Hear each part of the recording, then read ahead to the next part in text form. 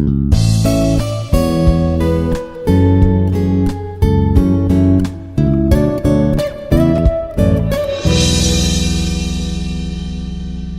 everyone, I am Dr. Vemula Himamaheswara Rao, Assistant Professor of Physics, Department of Freshman Engineering, Institute of Aeronautical Engineering, Dundigal, Hyderabad. Today we are going to discuss topic on Frank-Hertz experiment from the course Atomic and Molecular Spectroscopy. In this topic we are going to discuss previous lecture overview of the previous lecture, Frank-Hertz experiment, energy level diagram, electron shells, and finally references. In our earlier lecture, we discussed deeply about Bohr's theory, the conclusions of postulates of Bohr's theory. So let us see once again here briefly. So before Bohr's atomic model, there was hydrogen spectrum observed while heating the hydrogen gas. When monoatomic hydrogen gas is heated at a higher temperature, we can see emission of lines, emission of some particular lines at particular wavelengths like this, 6563 angstrom. So only at these particular positions, electromagnetic radiation is emitted by hydrogen gas. And even when it is cold and the gas is passed through certain, the light is passed through certain spectrogram or spectroscopy technique, we can observe absorption of those particular lines at those particular wavelengths only. So, for the first time in the 1885, Balmer gave some particular regularity. He found out that there are all these lines are following some particular regularity. So those regularity is formulated into some equation, that is wavelength lambda equal to 3646 into n square by n square minus 4 and n equal to 345 etc.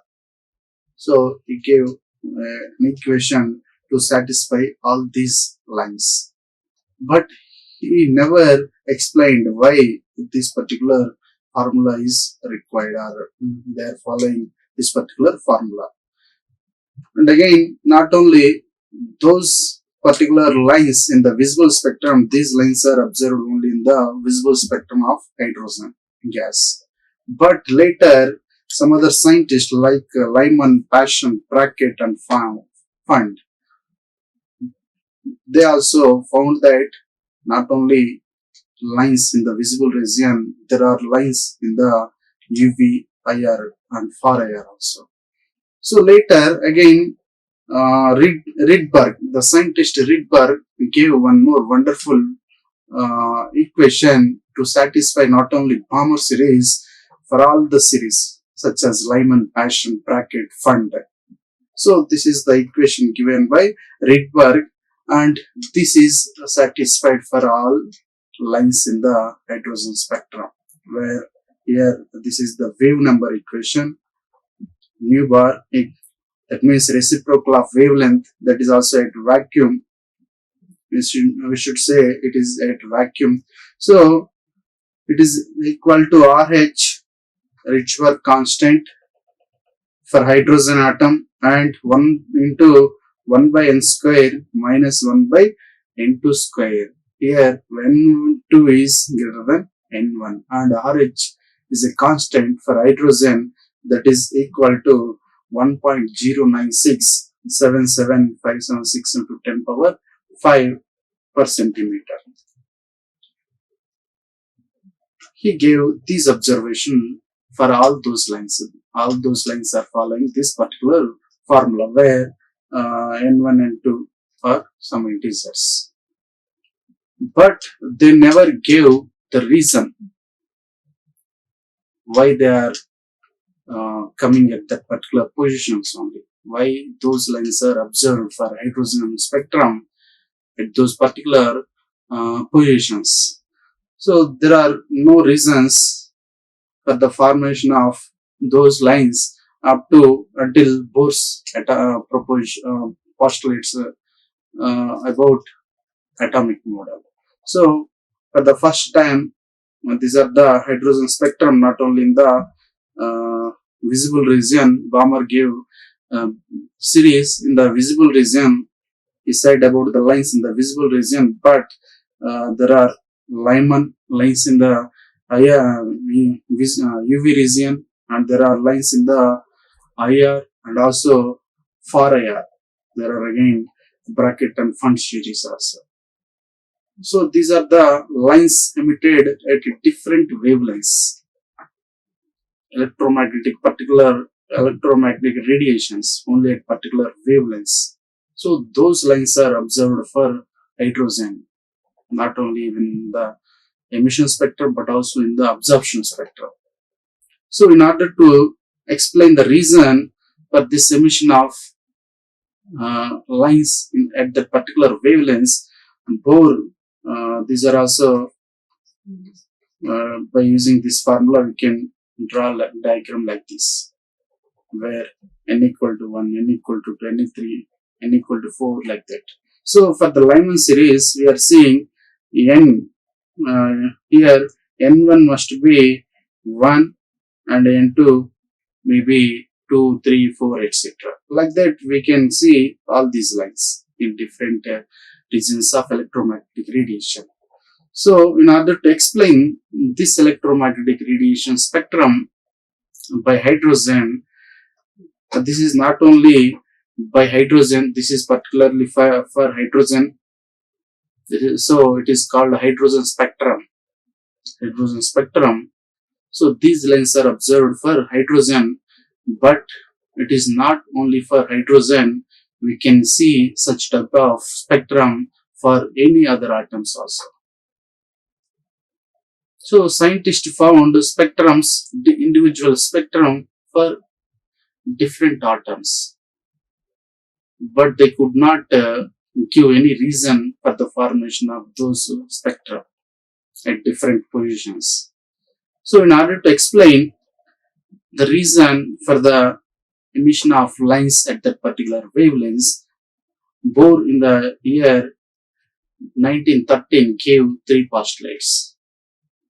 In order to explain the spectrum of atom, emission spectrum of atom, he gave 3 postulates. So those postulates are revolutionary in the history of atomic spectroscopy. So according to his theory, he also combined 2 concepts. One is from Rutherford concept and the other one is photon concept from quantum mechanics. So by combining these 2 concepts, he is able to successfully explain the these lines, emission lines. So according to his theory, electrons revolve around the nucleus in certain orbits. Those orbits are called stationary orbits. Those orbits are called stationary orbits. While moving in these stationary orbits or permitted orbits, electrons don't emit or absorb electromagnetic radiation. While they are in the accelerated motion, even though accelerated, they don't emit or absorb any electromagnetic radiation while they are moving in certain particular stationary orbits. So this is the first postulate by Bohr, scientist Bohr. So the atom is stable. So according to his first postulate, the atom should be stable. It is revolving around the nucleus in certain stationary orbit. Before this theory, according to Rutherford, as Rutherford also said the same thing, electrons revolve around the nucleus, but he didn't give proper reason. According to Maxwell's electromagnetic theory, while moving they must emit radiation.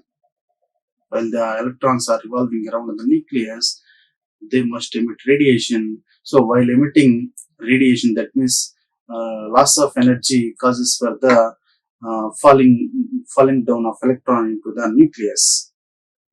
So that Rutherford planetary atomic model failed to explain that condition.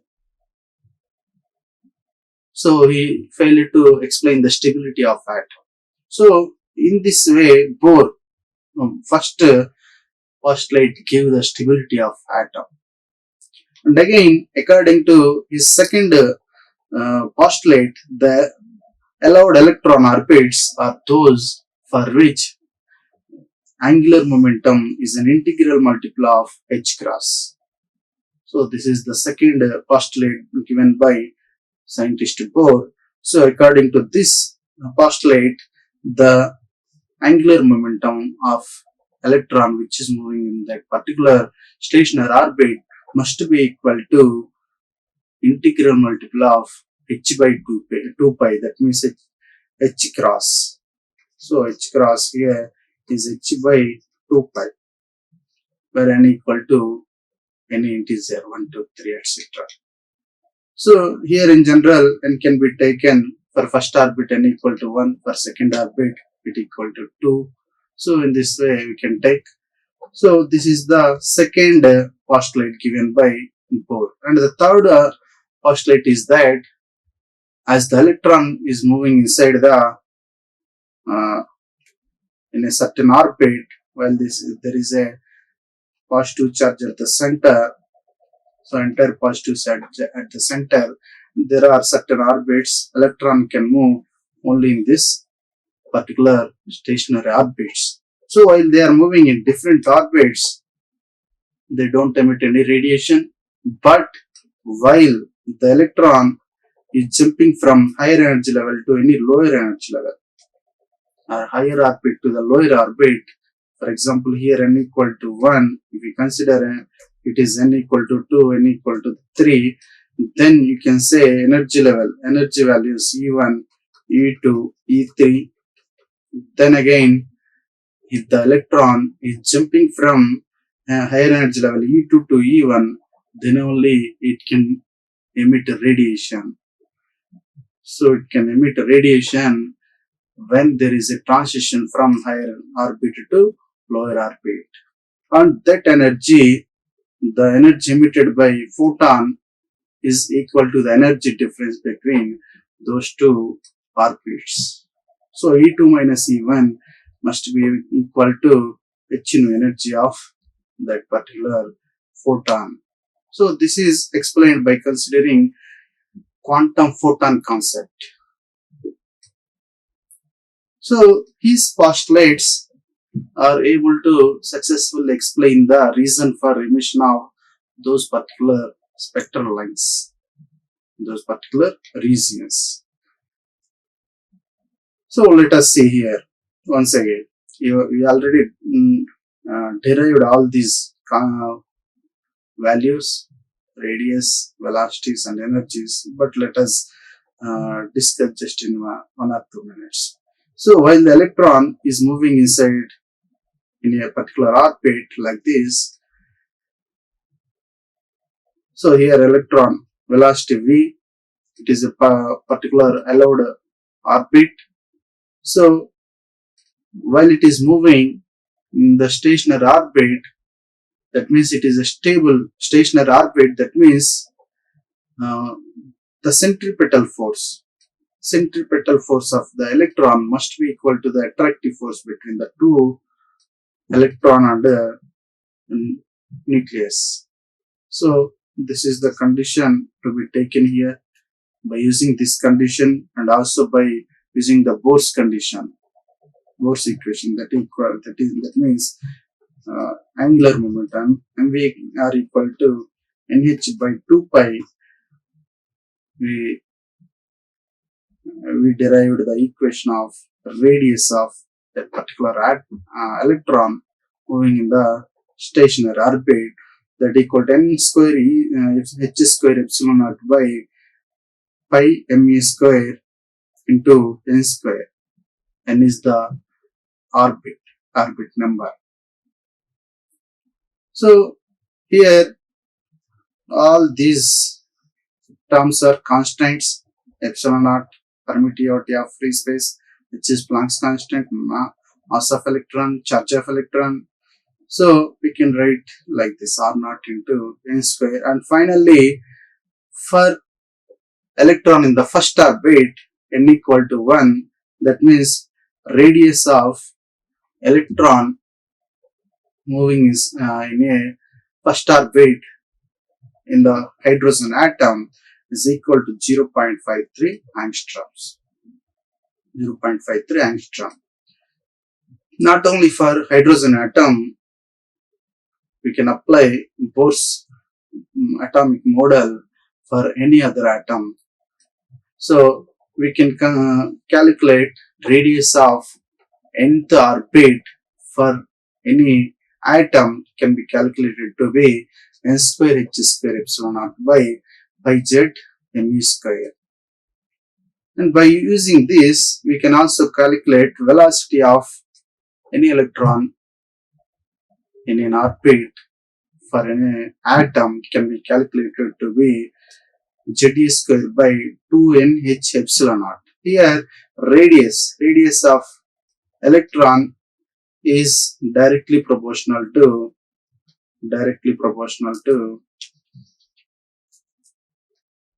n square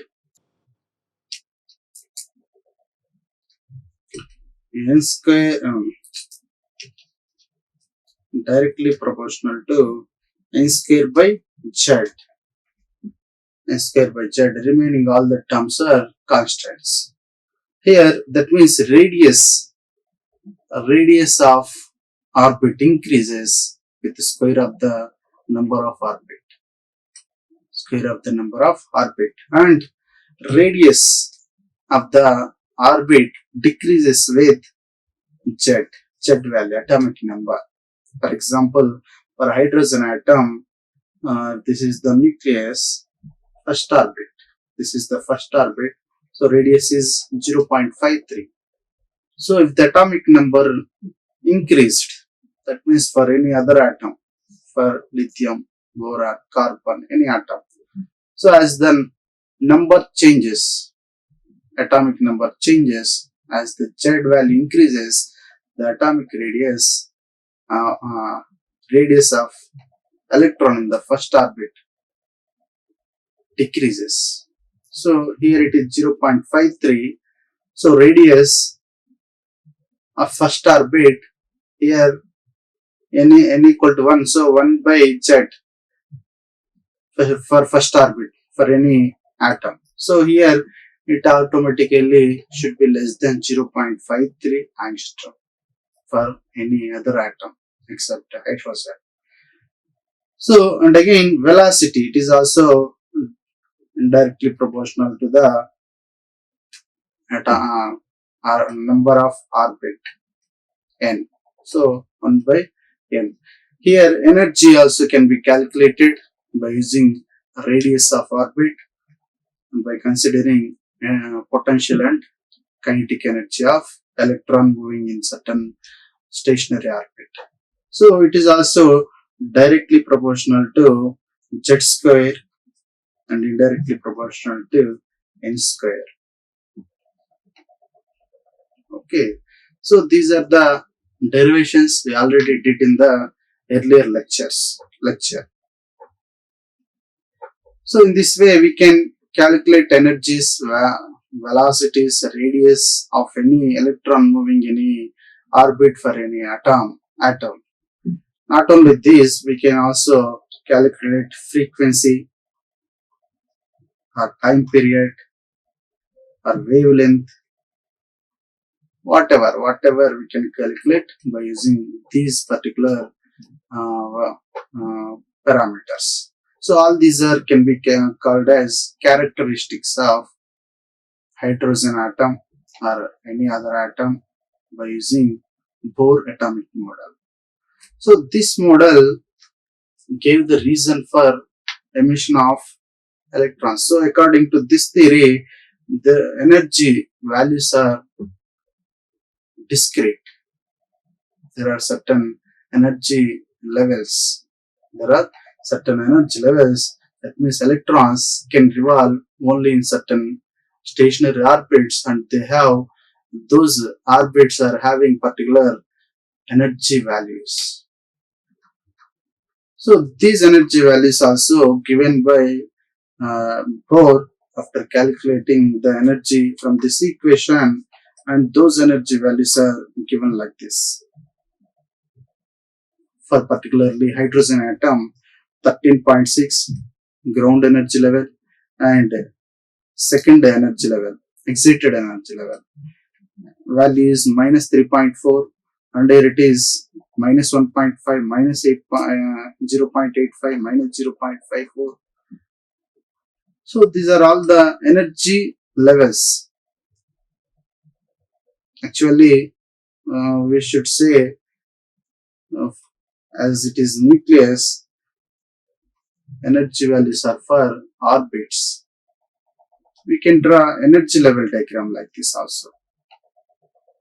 Okay, so and again the gap, energy gap or wavelength emitted by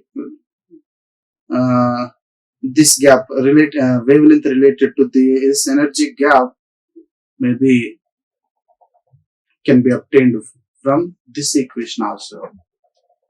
So this equation can be evaluated by using Bohr's atomic model. So this theory could give proper reasons for the emission of spectral lines at their particular positions. So these are the limitations of Bohr's theory. Even though it could explain the discrete energy levels or emission of spectral lines, but it could not explain why the angular momentum should be equal to integral multiple of h by 2 pi. Why he took that particular postulate, and again why why electron should jump from higher orbit to the lower orbit or lower orbit to the higher orbit. So, and again it could not explain higher atomic number atoms. The reason for the emission, he could not explain the structure of higher atomic number atoms. So here it is the experiment, Frank Hertz experiment, which supports the Bohr's theory. That means this experiment gave proof for the existence of stationary orbits in an atom. So according to the scientist, James Frank and Gustav, they conducted this experiment in the year 1914 to confirm the existence of stationary orbits in an atom. So according to their experiment, they considered a gas tube like this, a gas chamber in which they filled mercury vapor at 1 mmHg at a pressure of it is a very low pressure. So they used a pressure around 1 mmHg. So they filled this gas tube with mercury vapor at a pressure of 1 mmHg. So the glass tube contained 3 electrodes. The glass tube also contains 3 electrodes. One is cathode with the help of filament F, and the second grid G, and the third grid P. Here these two are anodes and it is the cathode. And these two anodes are maintained at positive potential, and compared to P, anode P, G is little bit higher positive potential. So it is negatively potential P, anode P is negative potential compared with the anode G. Maybe it may be around the difference, potential difference may be around 0.5. So whenever this filament F is heated, it ejects electrons. So we can keep potential between F and G, cathode and grid. G is the grid.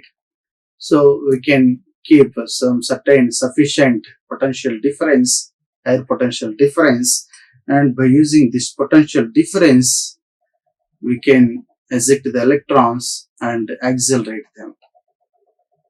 So as there is a G, electrons ejecting from this filament F travels with accelerates with higher velocities towards the grid G.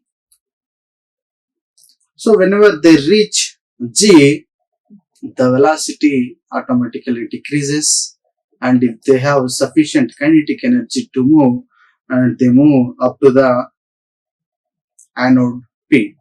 So whenever they reach anode P, they travel in the circuit, and so it constitutes electricity.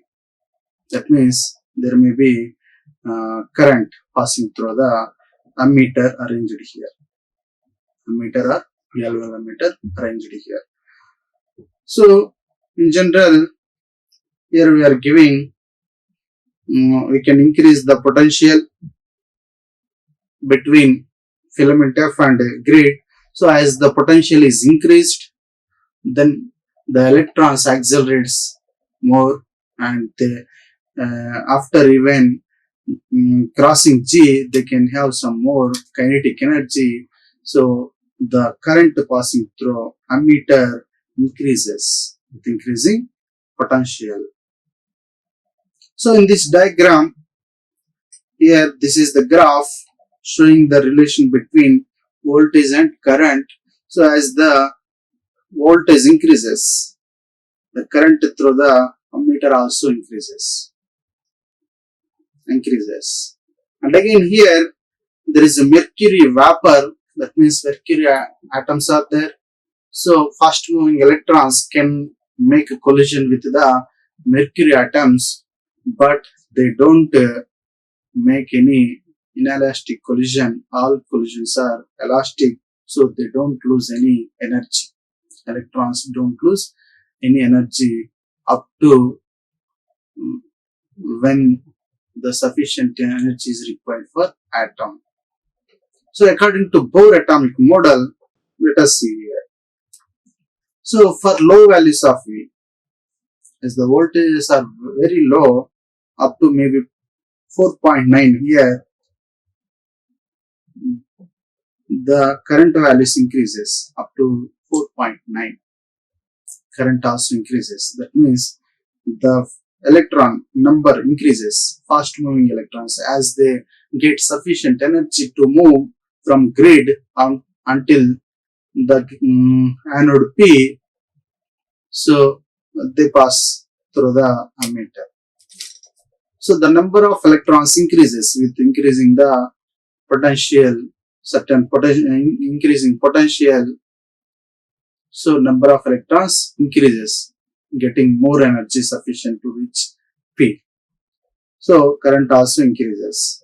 So but according to Bohr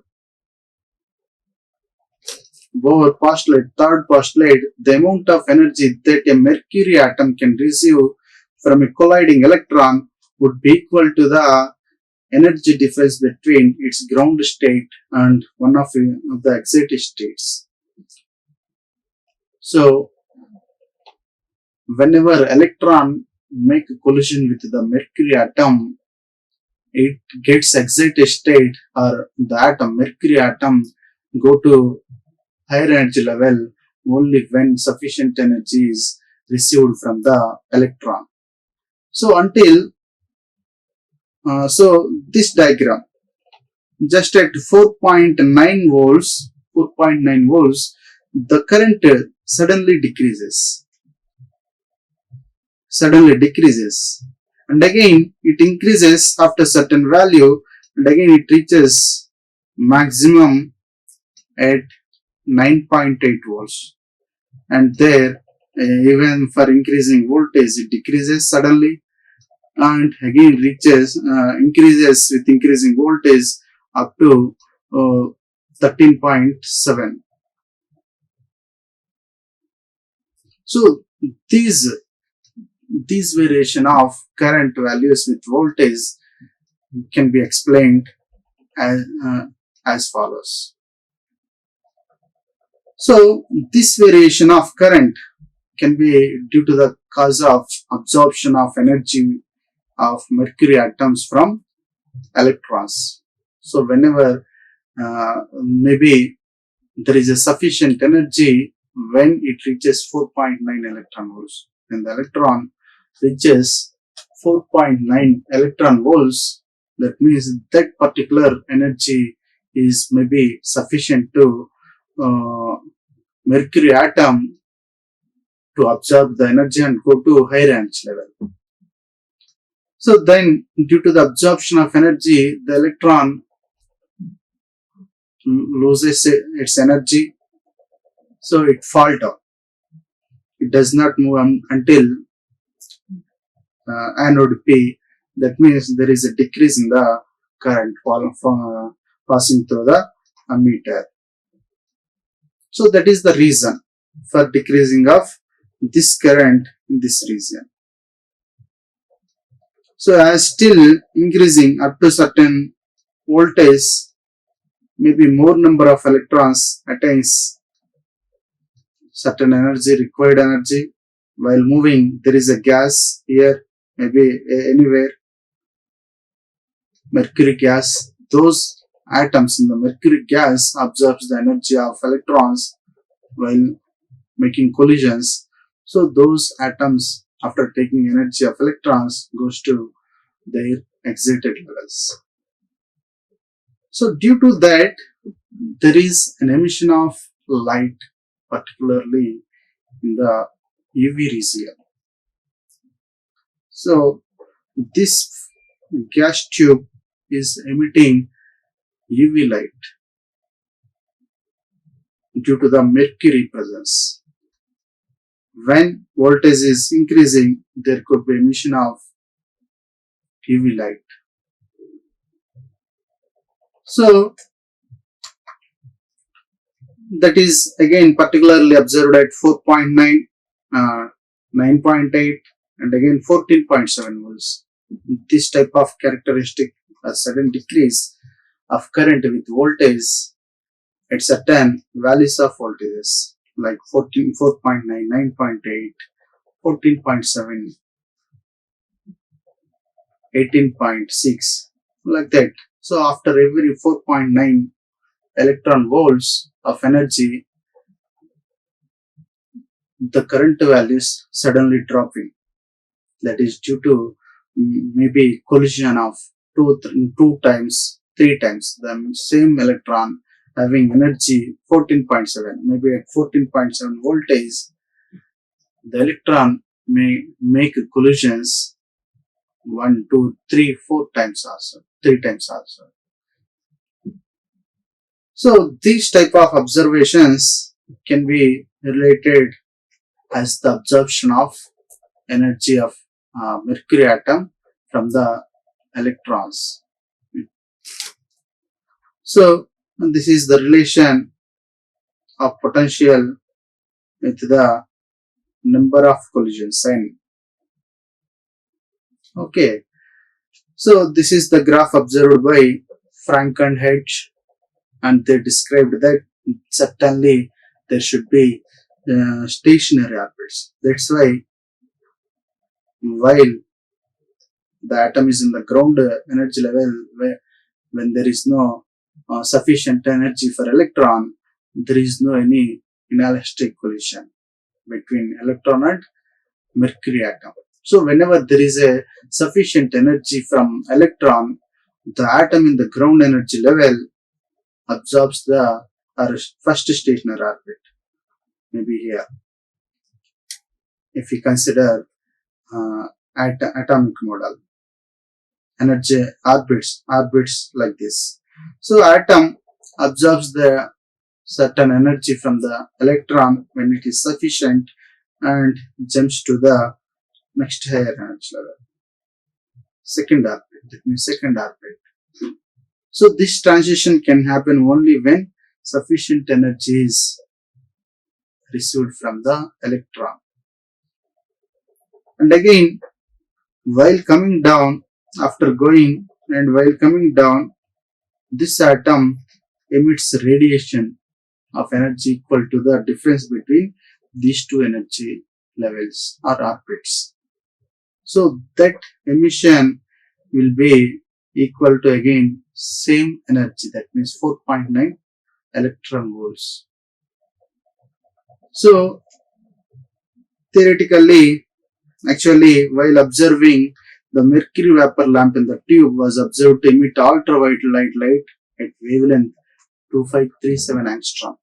The light emitted by mercury vapor lamp is tube is about 2537 angstrom. So whenever calculating the sufficient energy, this energy delta E, we are giving around 4.9 electron volts energy. That means 4.9 volt. That means 4.9 electron volt. So if we convert this into angstrom for wavelength, we can calculate it like this: lambda equal to h by EF minus EI, transition from higher level to lower energy level. That means it emits the same amount of energy which can absorb, that means 4.9 volts. So after calculating, by substituting the values of h, that means 6.625 into 10 power minus 34 joule second, and the value of c, velocity of light, 3 into 10 power 8 meter per second, delta E 4.9 volts, and multiplying with the charge of electron E 1.6 into 10 power minus 19 coulombs, we are getting 2533 angstrom. That means it is almost equal to the emitted radiation in the UV region. So this confirms there are stationary orbits such as EI and EF in the mercury atom. That's why we are observing this type of relation between voltage and current. So this experiment by Frank and Hertz confirms the existence of stationary orbits in an atom. So for this experiment, they got Nobel Prize in the year 1925 in physics subject. So this experiment strengthens the Bohr's atomic model. So again, with this theory, we can also estimate there are stationary orbits around the nucleus in which electrons revolve around the nucleus. Okay, so here energy level diagram. Instead of orbits around the nucleus, for our convenience, we can draw straight lines as energy levels, showing energy levels like this. So this is the ground energy level, having energy minus 13.6, and this is the first excited energy level, having the energy minus 3.4. These are in the terms of electron volt again. All these energies are electron volts. All these energy levels are for hydrogen. So hydrogen energy level diagram. This particular diagram shows the hydrogen energy level diagram. So these all energy levels indicates the stationary orbits. This is the energy for electron in the first orbit. This is for second, third, fourth, like this. So the emission of those particular lines in the hydrogen spectrum are due to the uh, emission of photons due to the transition from different energy levels, from higher energy levels to lower energy levels. So that's why we are observing Lyman series such as Lyman, Palmer, Passion, Bracket, Fund.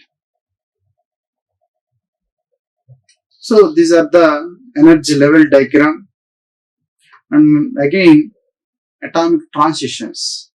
As we said earlier, as the atom by observing energy from external source can go to higher energy level. Electron in the lower orbit can jump to higher orbit by absorbing energy from outside sources, and again the energy must be equal to the energy difference between these two energy levels. Then only the electron in the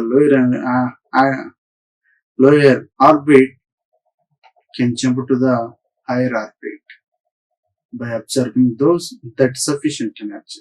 So after moving to the higher orbit or higher energy level, it can stay for very small time. It cannot stay longer time. It can stay for only very small time, maybe around 10 power minus 8 seconds, 10 nanoseconds.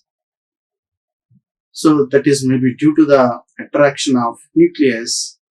So electron may be attracted towards nucleus. That's why it again fall down to the its stable state, lower orbit. So while moving from higher orbit to lower orbit, that means higher energy level to lower energy level, it again emits radiation, photon. The energy of that photon again must be equal to the energy difference between these two energy levels. So that is called de-excitation. It is excited atom. When the electron is in the higher energy level, then the atom is said to be excited atom. When the electron after excitation coming down to the lower energy level is called de-excitation. And this phenomena can be indicated in energy level diagram like this. If there are two energy levels E1 and E2, while absorption the atom going up to the energy level E2, this phenomena is called excitation. So after completion of its lifetime, it can stay only for 10 power minus 8 seconds. So after that is also called lifetime of energy level. So after completion of its lifetime, this atom comes down to the lower energy level E1 by emitting a photon of energy equal to the energy difference between the two energy levels. So that means energy, if nu is the frequency of photon, energy h nu must be equal to energy difference E2 minus E1. Okay, so this excitation is also can be called as absorption, as this phenomena is occurring due to the absorption of energy. This is called as a stimulated absorption or induced absorption or simply absorption, and this is called emission or spontaneous emission. We will see what type of emissions are there in the next lecture. Okay, so again there are concepts such as, even there are energy levels here in this diagram. Again there are two energy states in the lower energy level. It is the highly stable state, and there are two states in this energy level. And the next energy level, there are 8 states. There are 8 energy states. So we will see all those things in the later lectures. So present now, as there are orbits for any atom, first orbit, second orbit, third, fourth, like that. So we can name these orbits as K, L, M, N, etc. And again, the quantum numbers assigned for those shells are like this: 1, 2, 3, 4, 5. This is the value of n. The filling of electrons in these orbits can be, if there is n value, so the number of electrons to be filled by following this formula 2n squared. So there will be 2 electrons in the first orbit, 8 in the second orbit, 18 in the third, 32 in the fourth, and 50 electrons in the fifth orbit. So filling of these electrons are justified by scientist Wolfgang Pauli in the year 1925. Even these filling of electrons are extended by Bohr and Stoner. They could not explain how they filled those particular orbits, but later scientist Pauli explained the reason for filling of electrons in those particular orbits in this way. So all those things, reason for filling up these electrons will be explained in the next lecture. So these are the references. Thank you. Like, share and subscribe. Hit the bell icon for more updates.